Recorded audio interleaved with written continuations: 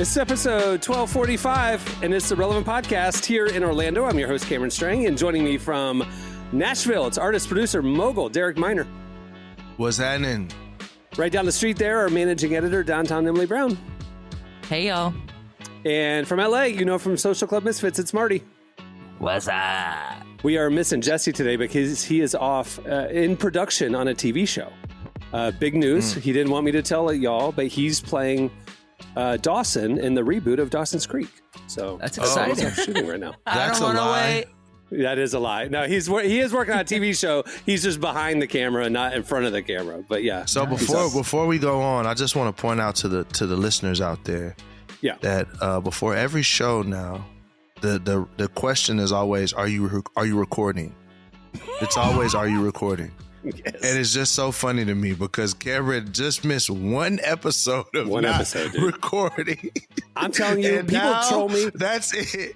I get trolled on anything we post about the podcast. They're like, hey, we're just happy y'all recorded it this week. I was like, it was one time.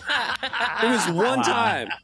Y'all are brutal. Hey, the podcast, y'all are brutal. And some of this is to blame on Cameron because Cameron is also a person that will not let you forget like something. If you take an L in front of Cameron, just know it's following you for the rest of your life. And he'll find ways that have nothing to do with the thing, but he just puts it together, and I enjoy a good callback. So, you know what? Keep trolling Cameron. It's fine with me. Keep trolling. We need the trolls. Listen, you want to talk about trolls? I told you, we've been doing a lot more on Instagram, you know. Right. Last night, literally, somebody just DM'd me going, hey, man, I've been following Relevant for 15 years, and I've never seen more of y'all's content being shared and in my feed. And, like, it's awesome to see a brand that I enjoy. My friends are engaging in, all this kind of stuff. And I was like, oh, man, thanks so much. You know, I'm spending a lot of time on Instagram right now, personally. I'm as relevant, whatever, all this stuff. Dude, I'm seeing every comment. And the funniest thing to me is, you know, we have our followers and there's certain posts that stay in the family. It'll stay like 90% to our followers. And for some reason, random posts will be 95% not our followers. So all of a sudden the replies are coming in like they have no clue we're Christian. They have no clue what we're about. You know what I mean? It is some of the most wild. I sent Emily one last night that we did a thing. We did a thing that we posted a study about statistically young women are leaving the church more than young men. Young men are increasing in attendance and young women are leaving for the first time ever. It was a big deal. And a guy went into our comments last night and said, and I quote, and I screenshotted this and texted it to Emily in the middle of the evening. He said, women are more selfish now than they've ever been, and that doesn't leave much room to serve God or others in the church. Oh, yeah. Divorce Dad 83. Right. Dude, the way my jaw dropped. The stuff people say on the internet is so wild to me. Like, I get it if you have no avatar. I get it. You're just working out some of your demons and hurting other people. You're hurting people because you were hurt. But when you say ignorant stuff like that, 10 toes down with your face and name right there, what is wrong with your brain? It is wild to me. What's wrong with his brain is no, never mind. I'm not. He got hurt. We'll just keep going on. He got dumped. He got his heart broke. His cornbread ain't done in the middle. I know exactly what happened. He never lifted a finger for 30 years. His wife divorced him. She moved on to a guy who was a part of the power team in the 90s. So he's big and strong. It's like an episode of Simpsons when Milhouse's dad. Can I borrow a feeling like he left the family? And you know what I'm talking about, Cameron? Like he's divorced. He has a bed that's a race car. You know what I'm talking about here? You know, like things are he lives in a place that is like Strawberry Heights or something, you know, these weird names in the neighborhood. There's a community pool. And there's a lot of single men. Yeah. He's on a watch list. He's on a watch list somewhere too. Yeah. I don't know where it's at. It's like a watch list at like Home Depot because he got into it with the gardening guy because you know they were. You know what I mean? A raccoon got into the filter of the pool and he was trying to help out and he got in a fight at Home Depot. Yeah. Dude, I'm telling you, it's wild. Like, and a lot of times, and the other thing I learned is like, we've gotten from like back in the day, people would share our articles, they click on the article, read it, and then they would comment. Then they started just commenting on the headline. And then now on social media, they don't even read the headline. And so like literally I'm trying to put as much. So we were posting where we would like post a graphic, but then in the caption, you need to read the caption. You got to put it on the picture, bro. You got to put it on the picture. Oh my gosh. This is what I'm learning. You got to put the article on the picture pretty much, dude, bro. That's what we've learned, because people are literally in the comments going, well, when does this thing release? Or when does that thing release? And it's literally on line 2 of the caption. But and so like as relevant, I'm like going, did you read the caption? And then like inevitably a minute later, they'll delete their comment because they realize they're idiots. But like, it is wild to me that people are like. My favorite is when they will like start off their comment by saying, so I haven't read the article yet, but, and then give their opinion on it. And it's like, so you're admitting you actually should not be talking about this in any way. But you're going to go ahead and do it. And it's like, I need us to have an ounce of critical thinking, just a smidge. No, I did enjoy. We want to argue, Emily. We ain't doing that. We trying to argue. Lord. I'm trying to get my takes off, bro. Relevance Instagram is actually serving 2 purposes right now. 1 is to share information on the intersection of faith and culture. 2 is to teach people how to read again, because people will comment things. No, because people will comment things, and we're going to respond to all of them. We're fighting a good fight, man. I will shame you into reading. I have no problem with that. That's what I'm doing. You guys, this all came to mind because Derek was saying Cameron will troll you. I am going, if you are showing your ignorance in your comment, I will point it out to everybody else reading these comments. Bring back shame. Bring back shame. This clip right here with Cameron and then ending with bring back shame is going to be snipped and put on the relevant. It needs to be put on the relevant IG, where Cameron's just going to be like, hey, this is what we're doing. And then Emily ends it with just chanting and just, I think that's the best way. Yeah. Bring back shame. Bring back shame. If you ever see Relevant say or do something you think is out of bounds on the internet, that is me. That is me late at night in the Relevant account doing stuff. Just now, I have a notes app full of comments that will never see the light of day because they'll get me fired. But I do have to like type them out. Yeah, like that man in air quotes who commented Emily that. Just has a notes app full of rage, bro. Honestly, a rage page is crazy. A rage it's page, like that thing of write a letter but don't send it kind of a thing. Is that what you're doing? Yeah, okay, I have full blown emails that I haven't sent, comments on Instagram. I got a lot of things in that notes app. Dear Derek, Emily, stop canceling 24 hours before we're supposed to go on air. Dang it! It is. I have a password protect on it because I'm like, if everyone ever sees my phone, like, I thought you were joking. You really have this? No, I do. Serious. Oh wow. I really do. We've talked about this before. I used to have like really bad anger problems and I've had to work on it. And one of the ways I've worked on it is I let the rage out in a safe, password protected notes app. And then I get back to my life. That's amazing. This is my girl. This is why I love you, Emily. This is why your phone ever gets taken and exposed. I want to read all those comments. Do you share the password with your therapist? Because it might be helpful. Absolutely not. No, I have 2 notes. I have like 2 notes in my phone that are password protected. 1 has a list of all my passwords. And then 2 is the notes app with, or the notes with rage. You can share it with your big brother. I won't tell everybody. Just share it with me.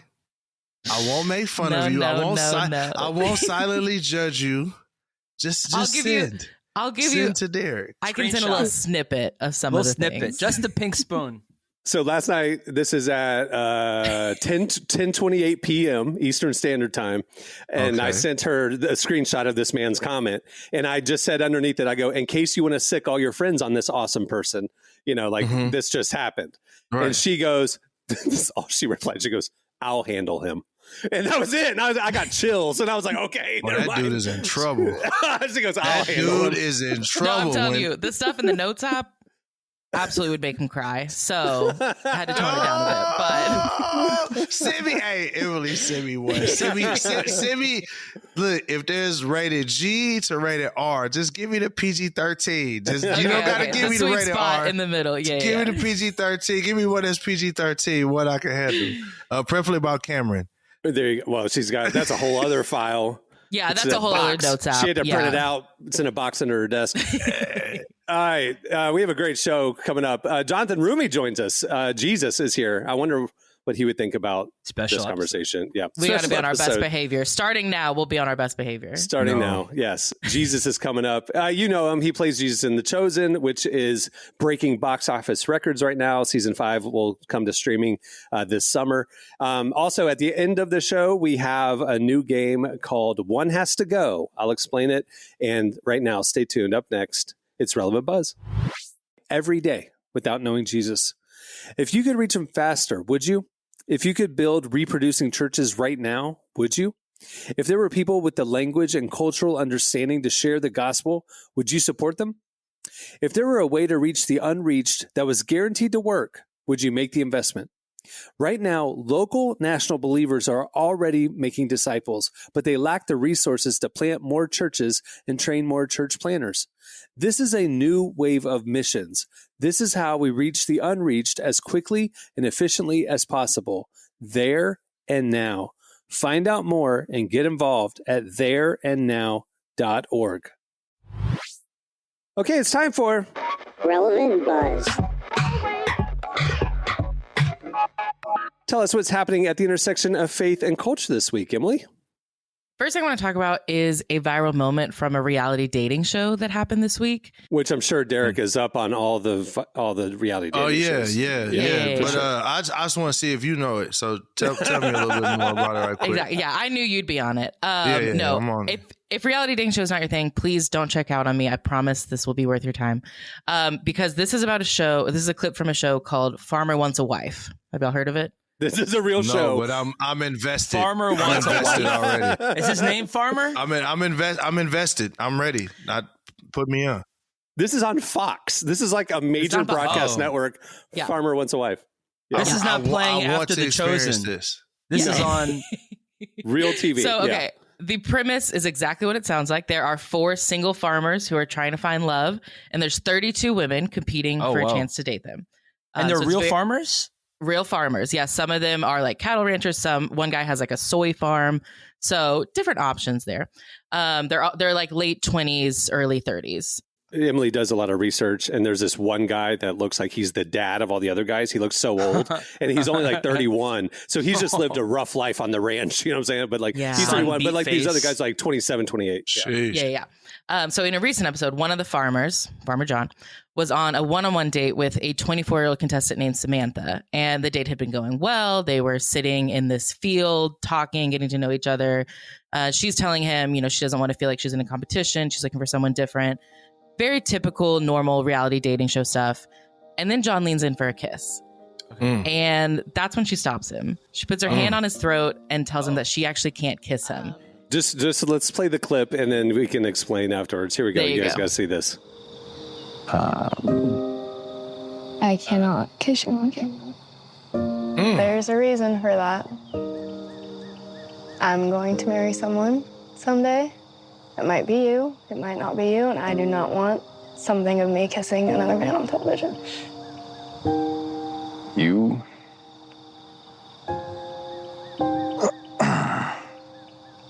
If it's you, then we don't have anything to worry about.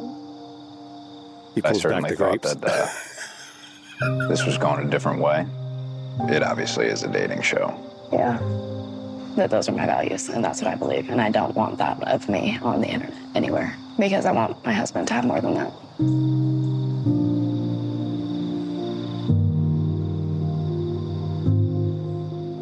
Well, I do very much respect it, and I understand it.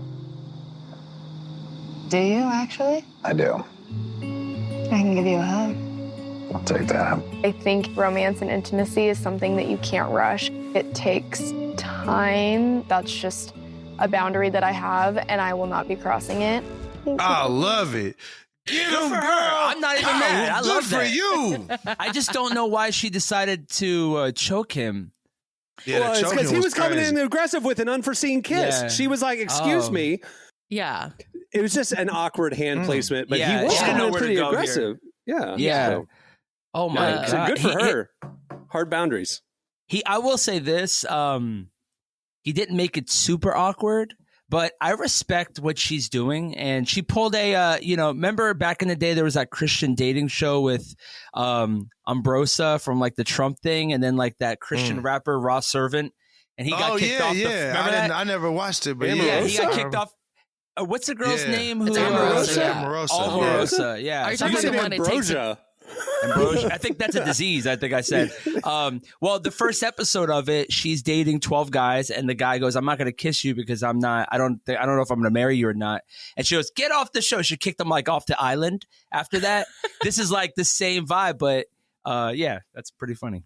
But he did say, he said, "Hey, this is kind of a dating show, so I mean, look, this is what we're supposed to do." She was like, "I don't care. These my values." She stood on business. She said, "I don't want that on the internet." I love it.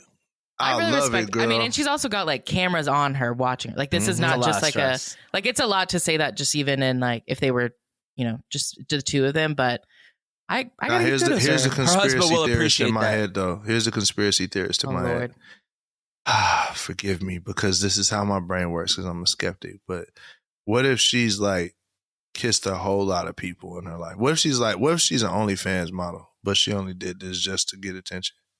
Okay, well, I'll be honest with you, a few things. So we didn't know who she was. It was just a clip on a dating show. And we posted this yesterday on Relevant's IG account. Like, look at this, guys. And people were like, "Oh, that's awesome. Who is she? We want to encourage her." People were really encouraging in the comments. And then she posted in the comments. We didn't tag her because we didn't know who she was. And then she posted in the comments and she's like, "Hey, y'all, thank you so much for this positive feedback. It gives me hope in the world." Apparently, she's been getting like trolled on dating show internet. You know what I'm saying? Like, are you too good for things? And so she was really encouraged by seeing the relevant feedback, right? Well, when she commented, there's her name, there's her IG. Everybody starts clicking on her IG. Well, it turns out her IG is she's kind of an influencer, fashion influencer, stylist. And there's a lot of pictures of her in bikinis and in modest clothes. And so then the conversation on our thread changed. Like, we like what you're saying on camera, but what you're posting on IG doesn't kind of back that up. It kind of seemed like you're trying to have it both ways. What's your actual deal? And so that did kind of murky the waters. We thought we had this nice, clean narrative here. Of like, oh, look at this, a good example. And then all of a sudden it's like, oh, I don't know. Maybe she was just on the show for fame reasons, Well, I would say, here's the thing. I'm a skeptic, but I hope not, because good for her. If not, good for her. Well, here's the thing. I'm from Miami, right? So I'm from Florida, where, like, I don't know how risky her photos are, but like that doesn't, for me, I guess I'm so used to being in a culture where people, that's just how they dress, or that's it's not a reflection of maybe their character, where she doesn't, just because she doesn't want to kiss you and maybe she's wearing a bikini pic, like those, like what she won't and will do. Yeah, absolutely. Yeah. So in my mind, like she is in control of what she releases, and she has every right to show off what she wants in a controlled way, because she's not doing it with other guys. You know what I'm saying? Like, absolutely, this is for her. Then she also brought another boundary here. I think none of that opposes. That's just who she is. If I'm watching this and I see her, I would be like, all right, I get it. Like, she doesn't want to have a kissing on camera. She's, I love that. I think nothing she's doing is wrong. The influencer thing doesn't bother. I just think it's who she is. And it's also this generation, Yeah, I wasn't bringing up the idea of, hey, if you dress scantily clad, that you deserve to be kissed against your will.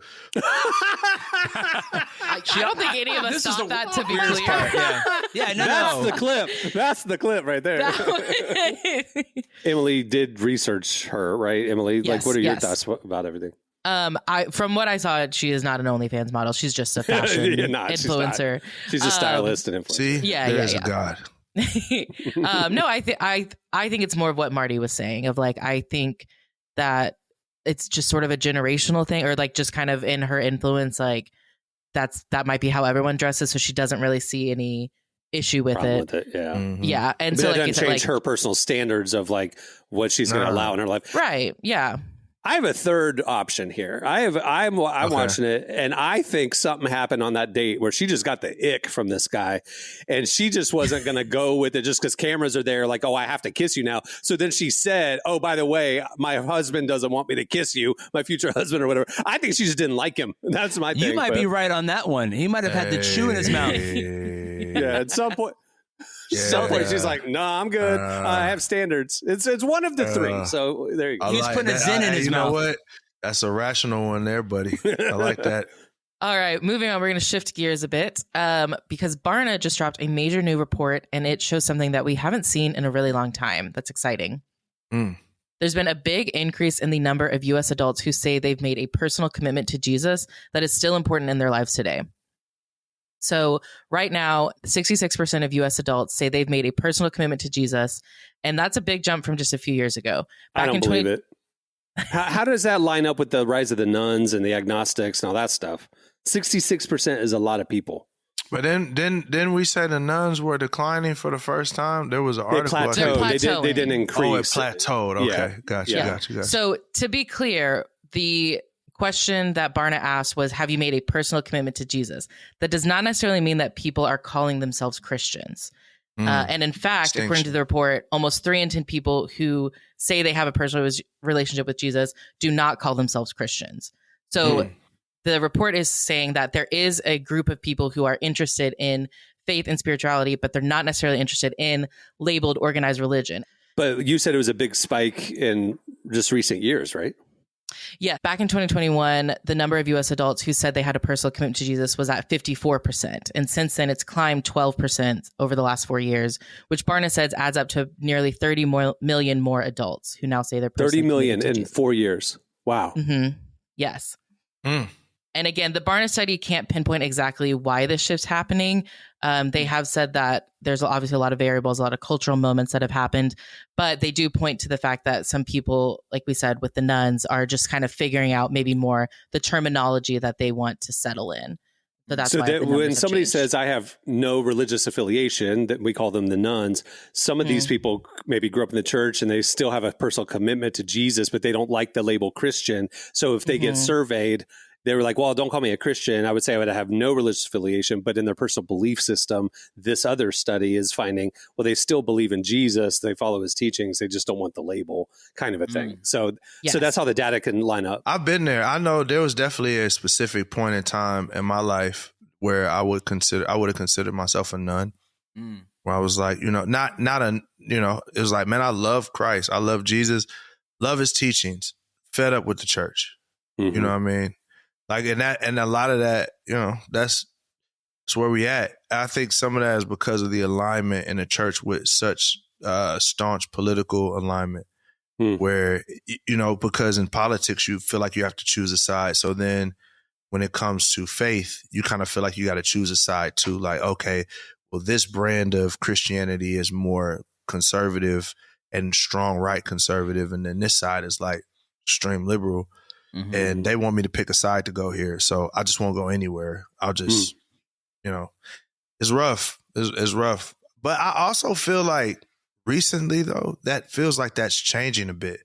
Have y'all noticed that it feels as though a lot of the churches are kind of pulling away from that and just kind of trying to distance themselves from just politics in general? I think it's because I'm observing the same thing. I'm interested that you saw that as well, because I think in the first 2016 to 2020 era, the political fight for conservatives, for Christians, was pro-life, overturning Roe v. Wade. And now that happened, what is the conservative agenda now? It's economic. It's different. It's not faith-centered. It's not life issues. It's not pro-life or not. It's just economic. So there's like, well, that doesn't define my faith, whether the stock market is up or down. But this over here is like life and death. So I'm going to stand on this because of my faith conviction, but I don't have a faith conviction about the stock market. So, you know what I mean? So I think that's why they're like pulling back a little bit more. Not that they're necessarily changing affiliation at all, but I agree with you that it's not upfront anymore or as much as it used to be. Yeah. And that makes a lot of sense because the platforms were all dug in on gender issues and abortion, but now it feels as though it's almost as if we've just moved past that. Like that's not even a thing anymore. Really, the only life issue is immigration. The immigration stance. Yeah, it's immigration and it's war. war. Yeah, it's immigration, and how do we think about the war? It is interesting. The Barna study did point out that particularly with men, there has been a lot of growth over the last few years. So Gen Z guys have seen a 15-point increase in personal commitment to Jesus since 2019, and for millennial men, it's been a 19-point increase. Oh wow! So we were talking about the focus on gendered issues. I think the shift from that, we can kind of see a little bit of a correlation between men coming into the church or coming into Jesus, at least. That's a great point.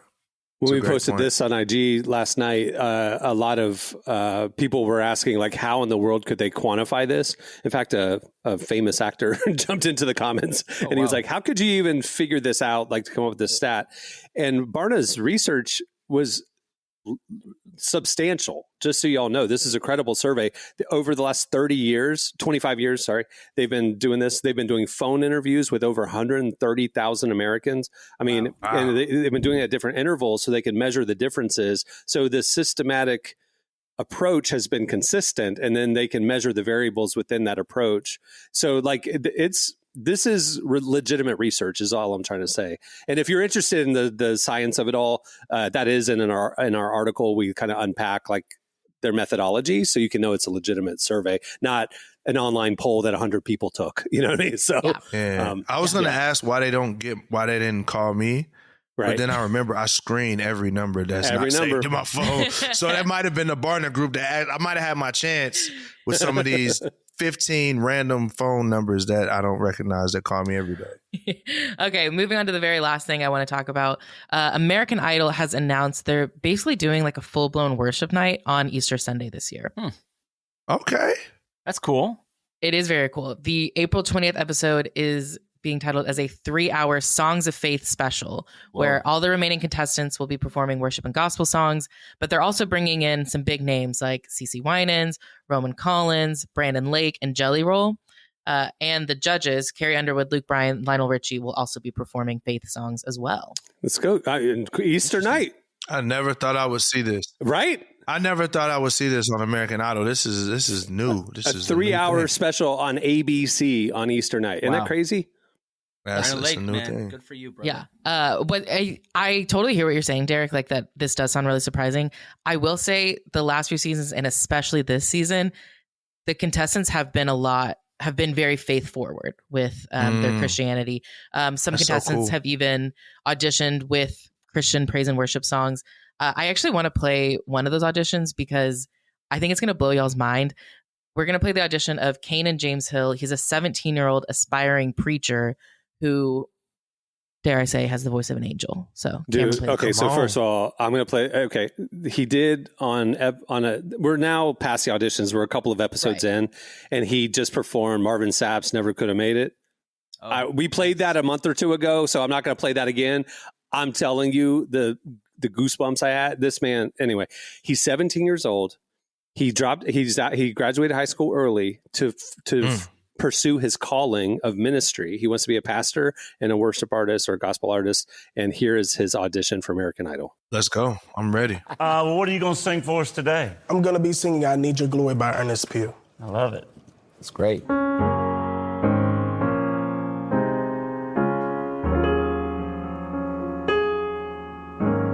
I need your glory. I want your glory. Less of me and more of you is what I need. I need your glory.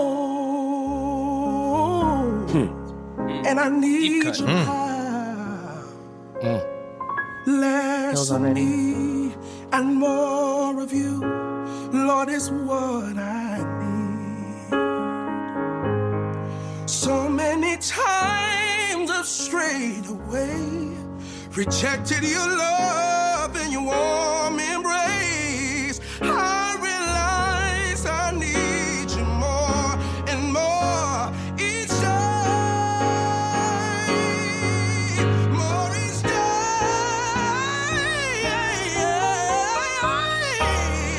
Anybody in here need His glory? I need your power. Oh, less of me and more of you, Lord, is what I need.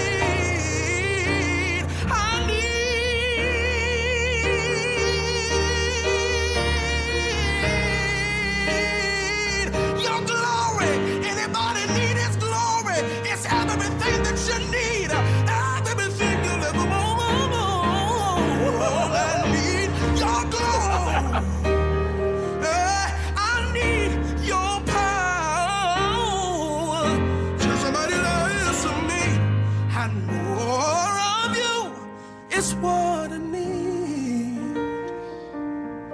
I need your clothes. Oh, he got Lionel Richie stuck. Wow. Goosebumps all over. Oh yeah. Yeah, book that. That's that. Yeah, go on and send that. That's incredible. Send that to the final top 3. Dude. We gonna go He do did that get right the now. golden ticket, so he got to from the audition. He got straight to the live shows, which they only hand out like a handful of that every season. So Yeah, he got the give him whatever that is. Let him have that. Yeah. What you just saw, so I got 2 observations. Observation number 1, if you're a 17-year-old and you look 37, you're gonna be an amazing singer. Because like it's just what it is. Like if you go look at if you go look at all of the if you go look at all of the people in the 70s, if you looked at them record covers, you would have thought that they was like 30-some years old. So how old was he when he made this album? Oh, he was 19. Like that, you've been great. through it. You're everything. That's that. And then number 2, this is also the main thing. Black church has produced the best vocalist of our age perennially. Like, we have to give the Black church way more credit because, bruh, so many people learn how to sing like that just at church. So shout out to the Black church. I'm going to show love to y'all too. But yeah, if you 37 at 17 years old, book it. It's a wrap. And he got a little mini afro too, like they did. I'm going to play 20 seconds of him doing Marvin Sapp real quick because you'll appreciate it. Never would have made it. Never could have made it without you. I would have lost it all. But now that you were there for me, and I can say I'm stronger, I'm wiser, I'm better, so much better. When I look back over all you brought me through, I realize that you were the one I held on to, and I never would have made it. Somebody help me sing in this room. Never could have made it without you. He's one of the best singers. I would have lost my mind, but you were there for me, right on time, and But him picking Marvin Sapp is diabolical, just by the way. Derek, I just flew home from from Fort Lauderdale to LAX, and Marvin Sapp was on my flight, and Sebastian Maniscalco. It was a really weird to have both of them. When they were like doing the pre-flight checks, did Marvin yell out, "Shut them doors"? Okay, to be totally honest with you, I was like, Sebastian Maniscalco has a really good opportunity to say something funny, but he was with this other guy who had like this full Louis Vuitton outfit. It was like really interesting. And then Sebastian was like totally by himself, and he was like standing by me. I just realized it like later on, but I was like, it's so funny. I got these 2 people on my flight right now, and I would love it'd be funny if Sebastian Maniscalco was like, "Miss," like said something, but yeah. Marvin Sapp, he's never gonna live that down. By the way, he's never like shut the doors. It's just never gonna live that down. Cameron's gonna keep it alive forever. All right, so all that to say, Easter Sunday night, you get to see Kanan, CJ Hill, Kanan James Hill sing on their faith night. Which do they get voted off on the faith night? I hope not. I don't know, actually. That would be so diabolical. Your song about Jesus was so bad, you got kicked off American Idol. Maybe they get voted off in the first hour, and then in the third hour, they come back after. Resurrected. Yeah. I think resurrected. It ain't gonna work that way. They vote off the least anointed singer that night. Like, you are not living right. You're not living for the Lord. I can just tell you're faking it. You're out. Yeah, Derek, like you said, I never thought I'd see the day where like mainstream pop television is doing a Jesus night. Like, that's just insane to me. It's amazing. It's crazy. Has idol in the name. Somebody did say that in our comments. You know what? I know you got a page and a half in the notes app. Dude, this is true. This is somebody said like all these people are like, oh, this is great. Jesus in the mainstream. This is awesome. We prayed for days like this. This is awesome. And then there's a shift. Some people started going like, the hardcore, I don't know if they're reformed or whatever, but like the Bible talks about if Jesus is popular, that's not the real Jesus. Faith is supposed to be hard. You're supposed to be hated. So if it's being accepted in the mainstream, that's not the real faith, blah, blah, blah, right? And then somebody was like, I hope everybody notices that the word idol is in the name. And I was like, Christians, get out of here. Let us celebrate this. I mean, some Christians is either one or two things. You either working for the devil or you just enjoy stepping on rakes. Like, I just like, cause it's like, bro, it's a win. Like, take it. Amazing. What do you want them to have a Satan night? They're having a Jesus night. What do you want? I'm sorry we didn't have goth night. I'm sorry My Chemical Romance was not available for this, I'm sorry, buddy. Let's put Marilyn Manson on there. Like, what do you is want? that better? Would you enjoy that better? Marilyn Manson, we can throw him on there. DJ Paul, Juicy J, and Kanye have a night. Then you would be happy then, right? Nope, you won't because you're just miserable. It's in called real the life. Grammys. No, I'm sorry. They already have a show. Don't forget Lil Nas X. We need to add him too. You just let's do that.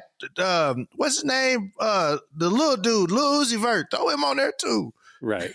Y'all, there's something wrong with y'all, man. Just celebrate the wins, y'all. The good things are happening. God's moving. Let's go. Speaking of God moving. Don't you like winning? Don't you like to see God win? You like to see it, right? Speaking of God winning, up next, it's Jonathan Roumie.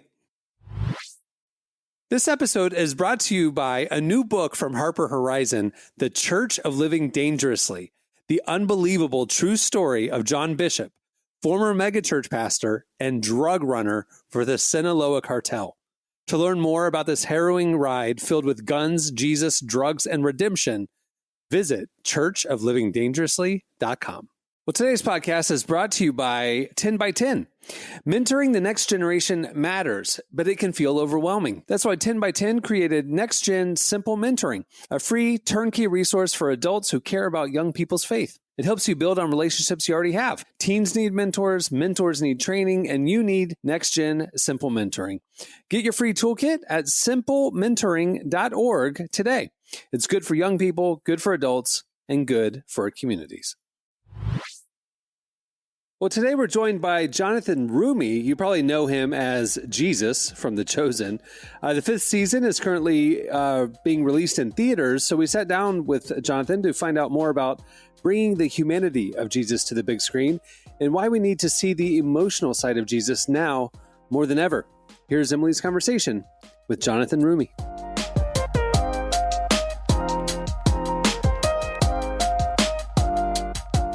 Thanks for talking with me about season 5 of The Chosen today. Can you believe it's already been 5 seasons? It's gone by like this. It's a little scary how fast it's gone. Really? In what way? It's just the passage of time. It's the fact is that we're now 2 seasons away from it being done. And, we've all of us involved in the here have lived with these characters or these positions for about 7 years now. So it's kind of, it's sort of becoming real that the journey is almost complete. So there's a bittersweet aspect to that. Well, we can stay in the present for now. What has been your favorite part about filming season 5? I think clearing the temple, the scenes where Jesus has a whip and he just goes to town and basically gives the Pharisees who have been treating the temple with disgrace and mockery, giving those Pharisees a little piece of his mind, and really trying to set them straight was a scene that was really, really fun to play and to see sides of Jesus that we've never really seen before anywhere, really, for that I can remember with the level of intensity and a scope that is just nothing short of epic. You've been getting into the mindset of Jesus for a few years now, but like you said, we're seeing a different side to him in these new episodes. How did you prepare for this season? Yeah, I think because we hadn't seen certain colors of Jesus' personality, colors that are clearly, human and things that people can relate to, sides and shades of emotion that all of us can relate to. I think to finally be able to get to express those was very satisfying in a lot of ways, especially as an actor, because you kind of want to have the full gamut of an emotional experience with whatever character you're playing. But with Jesus, he's very, very specific, and there's a certain range that people, I think, are used to seeing. But if you believe in the fullness of his humanity as well as his divinity, like I do, he experienced everything that we do. It's why we can relate to him in that way. And but we just haven't seen it. And because we have the gift of and the luxury of time with telling this story, it's allowed us to be able to take our time and build up into these moments and these passages of the gospel that we see these different sides of Jesus. And I think the way in which these scripts were brilliantly written really weaves a complete story and a complete cinematic experience, for that matter, that will, I believe, be very satisfying to our audience, while still being faithful to Scripture. I know for a lot of viewers, The Chosen has grown our faith in so many ways. I'd love to hear from you. From the time you started to now, how has your view of Christ grown or changed?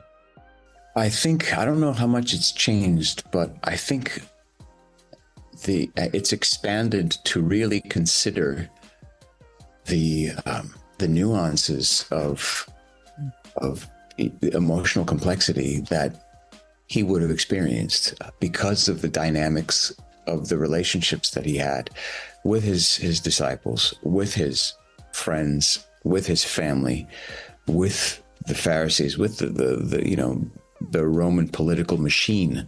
All of these things would have affected and impacted him in some way, and he would have had an opinion about it. And the fact that we've got to see what those opinions might look like has just been, for me, a personal meditation in the extent of his humanity, one that I hadn't really considered before working on this show. And I think that's been the greatest gift that this show has given culture in the world, and especially those who consider themselves believers and of the faith. That there are sides of Jesus that we haven't quite contemplated. Catholicism has this element called Ignatian spirituality, right? And it's about taking a passage of Scripture, and it was sort of introduced by Saint Ignatius of Loyola, taking passages of Scripture, reading it a couple of times, meditating it, and then putting yourself in those scenes and asking yourself questions like, what did you see? What would that have looked like? What do you smell? Very sensorially kind of based questions that I think stimulate a deeper encounter with the Scriptures, a deeper encounter with Jesus, ultimately. And I've heard from many, many people. I was just on Cardinal Dolan's show here in New York, and he cited the Ignatian spirituality, the aspect of that the show brought out for him, and because he could completely relate to it. And similarly, like, people of many, many different denominations find these sort of endpoints with which they connect to the show in ways that are deeply meaningful. And a lot of it comes from this imaginative prayer, this idea that, like, we can get to know Christ more deeply by putting ourselves in the scene as humans, and what would have been our reactions to the mundane as well as the divine, and how would we have reacted. And so what we try to do as a show is is to just give people, to sort of supply that for people so that it might expand their understanding and even more importantly, expand their and intensify their appreciation for the reality of Jesus's humanity on just a day-to-day basis. So I think we've been really successful with that in many ways, and that's, I think, what people walk away with the most when they see the show, especially for the first time. They're like, I can't believe how accessible Jesus feels to me now. And these apostles, like, they're no longer images in stained glass or on gargoyles or statues or anything like that. They feel like real people. And our point is, yes, they are like you and me, and they died for their faith. Every one of them were martyred for their belief in who Jesus was. And they set an example for how we can live our lives as people of faith. Well, like we mentioned earlier, we are getting closer to the end, and next season will have Jesus' death and crucifixion in it. How are you preparing for this really crucial moment in the next season? A lot of praying. I mean, every season there's some giant challenge in front of me to something to surmount, and I can only do it through prayer and aid and grace. And so from a spiritual, emotional standpoint, I'm just looking for guidance every step of the way, because this is bigger than me, and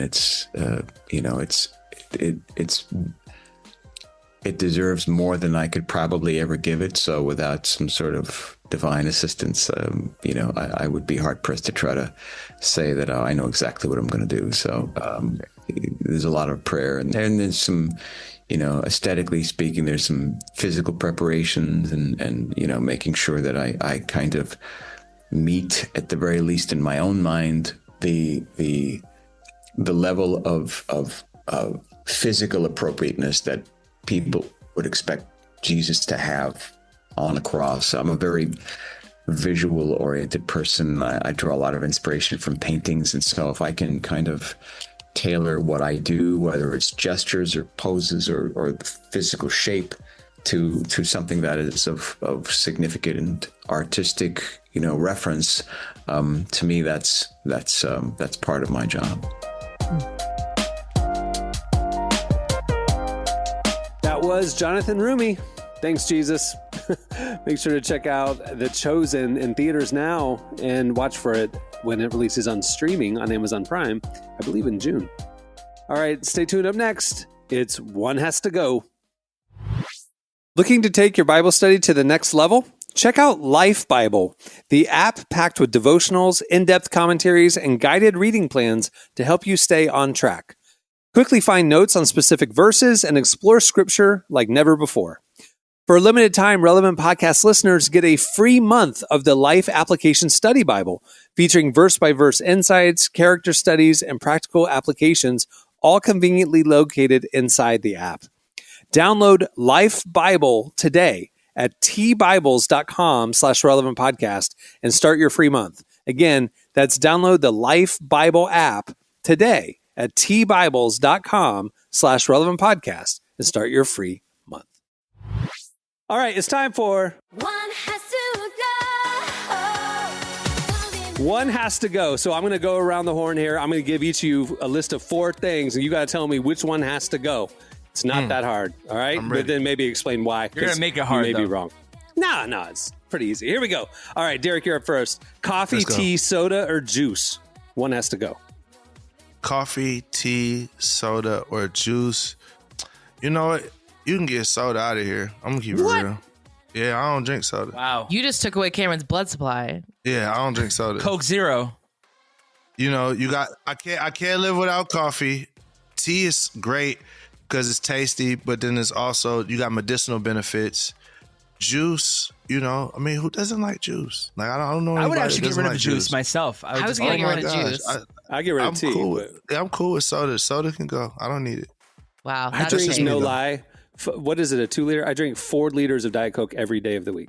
I drink all day long. Diet Coke too. I don't. A lot of people drink coffee throughout the workday for energy. I don't. Yeah. I drink Diet Coke throughout the workday for caffeine. I'm cool with no soda. All right. Marty, Netflix, YouTube, Spotify, or TikTok? One has to go. That. Netflix, YouTube, Spotify, or TikTok. Wow. Yeah. Wow. Okay. Well, man, I'm going to have to say I will probably get rid of TikTok, and I'll tell you why.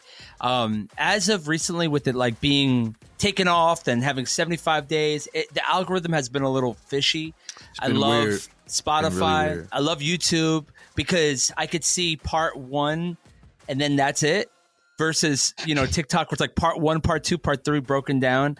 And then Netflix, is essential. So I'm going to have to say TikTok. Bye-bye. And we have Reels, and YouTube Shorts. And honestly, Reels is just amazing. So and my better. comments go way more viral. Like right now, I have like 5 different comments and different posts that are going viral. And TikTok's like faceless to me. Like people comment and you're like, I don't know who you are. There's no friends here. It's just people you might know. Instagram's more personal. When the algorithm felt more dialed in, it might have been a more competitive. But ever since that first where it got, rebooted something happened or whatever, there. something happened. And now all I see is police videos of people being audited. That's all I see now. Like a drunk lady getting pulled over and being ornery with the cops, part 7. That's it. It's like, but I didn't see parts 1 through 6. It's part 7. And then Ferg told me that. He goes, he's like, the only thing I don't like about TikTok is like, it'll have part 3 and then where's part 4, 5, 6, and I'm like, that they'll get you. They just stop and you're stuck. You gotta find on YouTube. All right, Emily, texting, calling, voice notes, or FaceTime? One has to go. Probably texting. I really am not. You're insane. No, I understand that. Yeah, that's crazy. I'm not a huge. You want to call and FaceTime instead of text? Yes. Are you a boomer? Are you a literal boomer? Okay. I send voice notes to my friends right all the after time. Women's History Month, you gonna do that? Thank you. Exactly. I send voice notes to my friends all the time. FaceTime. I like seeing people's I like the things where I can actually hear or see the emotion. I don't like text because it's like I do feel like I'm having to infer a lot, and I also just don't like texting. I also don't like this with texting. I feel like there are people in my life who feel like I texted you, you should answer me immediately. Whereas, like, if I miss their call, they understand, like, oh, okay, she's busy, she'll get back to me. Texting people are like, why aren't you responding to me right now? And it's like, because I have a life. So, if I could just not text. I think that's in your head. Well, sure. I would say it's either that or you got some very, very, very aggressive friends, which I don't. I'm like, dang. It is probably in my head, but I live in my head, so The thing about voice notes is that you could voice notes. I've realized like 2 weeks ago, you could hold it down and it could double it and go really fast. Yeah. And I'm like, I wish I knew about that way sooner because. Oh, I'm sending podcasts to my friend. Like I'm sending like 7, 10 minutes. If it's under 5 minutes, I'm like, dude, what are you doing? 5 minute voice? Just call me. Yeah, the voice notes. I can't live without the voice notes anymore. Like. It's just way. It reminds me of BlackBerry though. Y'all remember when BlackBerry had the walkie-talkies? I'm sure I'm old, but I love that. Yeah, that joint used to be lit. The Nextel. Did BlackBerry? I thought it was Nextel's had it. Nextel. It was like it was Sprint. But BlackBerry had a version of it. Yeah, they BlackBerry did have had a version of it too. Yeah, I used to love BlackBerry. I used to have BlackBerry for the iPhone. I never had a BlackBerry, but they always looked really cool. I had a friend who was like really like he was successful, whatever. And when the iPhones came out, he had an iPhone, but he had a BlackBerry. And I was like, why do you have both? And he's like, it's easy. This is like Gen 1 iPhone when we weren't used to typing on screens yet. And he's like, for emails and work stuff, I like my BlackBerry, but I like my iPhone for everything else. I was like, man, that's so baller. So I went and got a BlackBerry too. And so I had an iPhone and a BlackBerry. And I realized this is the dumbest thing. I don't need 2 phones. So I got 1 year. 2. 1 year. I thought it was baller. Anyway, all right, Derek. Beach, mountains, city, countryside. One has to go. Beach, mountains, city, or countryside. I think countryside about to get fried. Yeah, I think it's over. I think it's over for the countryside. Cooked, yeah, I think it's over with. I mean, now listen, because this is the reason why I would say that is because a lot of mountains have a countryside vibe to them. Like when we go to Montana, like you're gonna get the rivers up there, or you're gonna get streams of water up there. You're gonna get all these different things. So I don't know. I just like the mountainous areas. I feel like mountainside just flat country. Yeah, I was gonna say mountainside is prettier than like the flat or maybe hills, something like that in the countryside, but it's just not as pretty. Yeah. Yeah, I see the mountains every single day, and let me tell you something.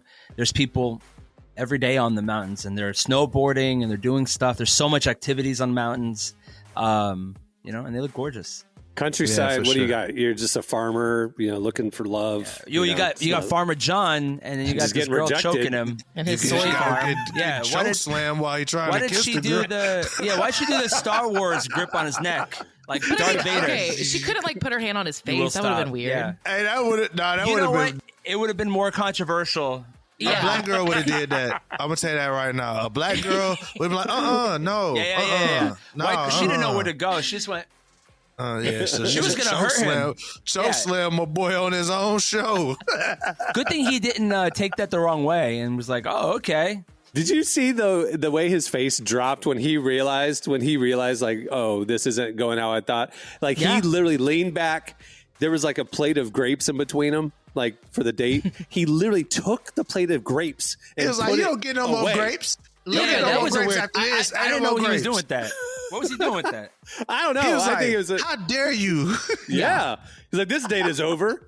I'm taking my grapes and going home. My grapes.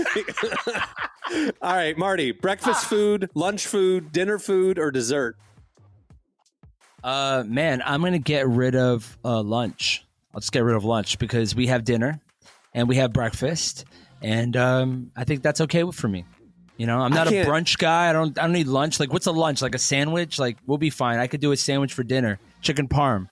All right. I can't think of the last time I had a dessert or anything sweet. I can't even think of the time. Yeah, you know what? I over here, and I told last 2 weeks ago when we talked about this, these Korean bakeries, these Asian bakeries, they're all surrounding me. I'm getting jumped by Asian desserts. They're so good and delicious, and the cheesecakes that are like, oh, just forget about it. My wife's a caterer, so it's dessert every day here, buddy. Wow. Oh, and I've had it, and it's very delicious.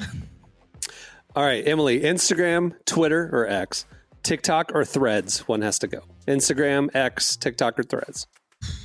Pretty easy. So you'd think that. It is going to be between Threads and X for me, and I'm trying to decide, like, if we're talking X a couple years ago, we're not. We're talking X that's the thing. It sucks now, but like Threads isn't really that great either.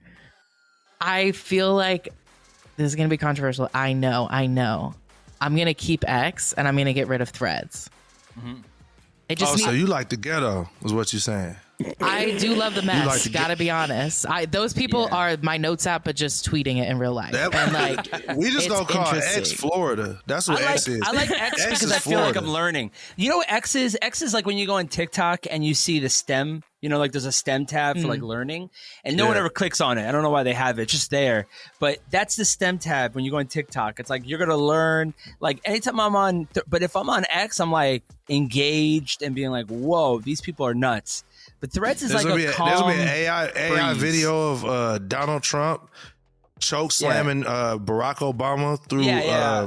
You know what I mean? Like it's gonna be something. Linda McMahon. Threads is too rational. They're too smart. It is very and, rational. They have it You're together, right. and I'm like, that's great Adults. for y'all. I'm on the internet to see chaos. Yeah, you know how the guy that was it the superhero dude from The Boys laser eyeing the Constitution, and they're gonna say, "Hey, this is what Donald Trump's doing to the Constitution." It's crazy. And then there'll just be a random dude from the hood in the back of the video. Be like, why is he there? X is an acid trip, is what X is. Yes, it's an acid trip in Florida. If the mushrooms were in Florida and they were grown out of somebody's bathtub, right? That's what X is. And as someone who will never do shrooms in real life, I like to microdose with X. That's what I'll say. Oh my gosh! All right, okay, here we go. You sounded like Emily. You sounded like Joel Houston when he was talking about his new album we posted, and the clip. I love that clip. He was like, "It's like Hillsong United on drugs," but then he quickly caught himself. I don't do drugs, but I'm not on drugs. I love that he said such a Christian moment. He didn't even let it sit. It's like Hillsong United on drugs. But, anyway, I'm not drugs. He realized that would be taken out of context. All right, Derek, I don't know how you're going to answer this one. Jeans, hoodies, sneakers, or baseball caps, hats. Jeans, hoodies, sneakers, or caps? Well, it definitely ain't hoodies because I wear a hoodie every day. Every day. For me, it's going to be between jeans and baseball caps. I think I'm going jeans. Okay. I don't care about jeans. That's what I would do too. You could wear sweats. You could wear other pants. Yeah. Yeah. I think I mean, you could wear the jean sweats, the sweats that look like jeans, and they're way more comfortable than actual jeans. You could wear other hats than a baseball. You bring back the fedora. No, we cannot bring back the fedora. Have you seen the size of this man's head? Right, Oh, exactly. okay. I wear, I mean, look, I have a chrome dome. Like, if I headbutt you, you're going to die. So it is what it is. But I wear mostly toboggans, you know what I'm saying? Sure. I'm a toboggan guy because, but I like the occasional baseball cap. I'm not going to lie. All right, Marty, Target, Amazon, Costco, or Trader Joe's? One has to go. Ooh, this is rough. That's a rough one. Oh my, that's a rough one. What is it? 3? Costco, Trader Joe's, Target, Amazon, Costco, or Trader Joe's? I'm gonna have to say Target, unfortunately, because your wife will divorce you. You getting rid of Target? I would say Amazon. And here's why, actually. Everything you get, everything at Target you can get at Amazon, Costco. You definitely or can get Joe's. Amazon. You definitely can get everything on Amazon. But I will say that whenever you go out like off the beaten path on Amazon and you buy something, it always comes out like you would imagine it's from Alibaba, and so that's why it's a little rough to sometimes. Like I bought a, it holds your phone and you can put it on your car or whatever. And it's like the cheapest thing I've ever purchased ever. And so I'm like, I could have just went to Target and got a nice one. So let's just say Amazon. I'm sorry. Bye-bye. You're out of here. You're out of here. Amazon. Okay. All right. Amazon's out of there. That's crazy. Emily, last one. Here we go. Brunch, happy hour, midnight snacks, or late night diner runs. I would do all 4 of those in one day.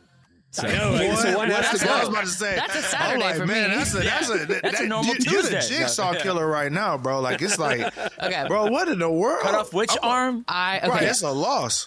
Let's go. Okay, I gotta have brunch. Gotta have that. I have to without a doubt. survive. Midnight snack is of course. I think I'm gonna go with the late night diner run. Has to go.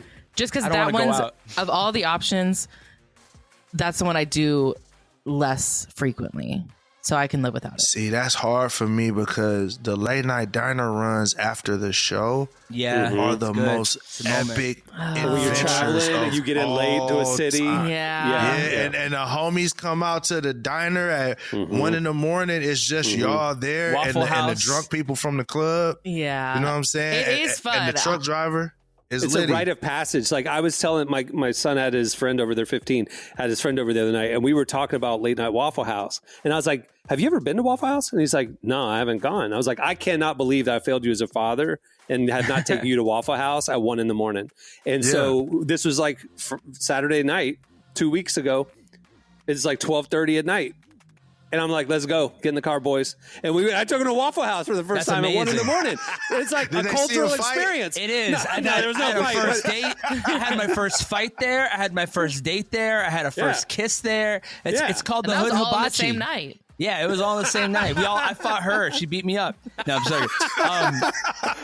Me and my friends, we call it Hood Hibachi because you could sit and watch them cook on the grill right in front of you, and you sit at the bar. Hood and I love it. Hibachi is perfect. Yeah. It's a good thing. Crazy. I'm not saying if I could keep it, I would. But of all of those options, I gotta get rid of it. You could Uber it, so you'll be fine. You'll be fine. Late night. All snack. right. Well, that'll do it for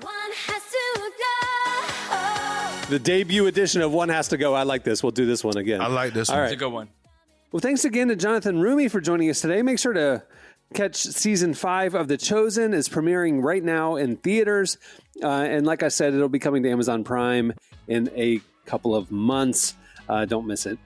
Also, make sure to check out relevantmagazine.com every day, where we are covering the intersection of faith, life, and culture like no one else.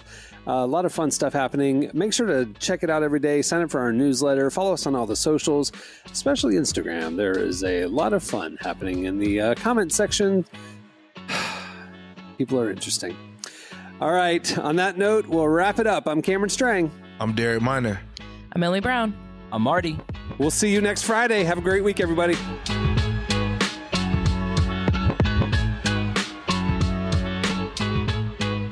Thanks for listening to the Relevant Podcast. Make sure to check out our coverage at the intersection of faith, life, and culture every day at relevantmagazine.com. And while you're there, don't miss our latest digital issue. Issue 116 features Nate Bargatze, Connor Price, and a lot more. And don't forget Relevant Plus. It's the best way to experience our content, including ad-free reading, an ad-free version of this podcast, and more. You can get all the info and sign up at relevantmagazine.com.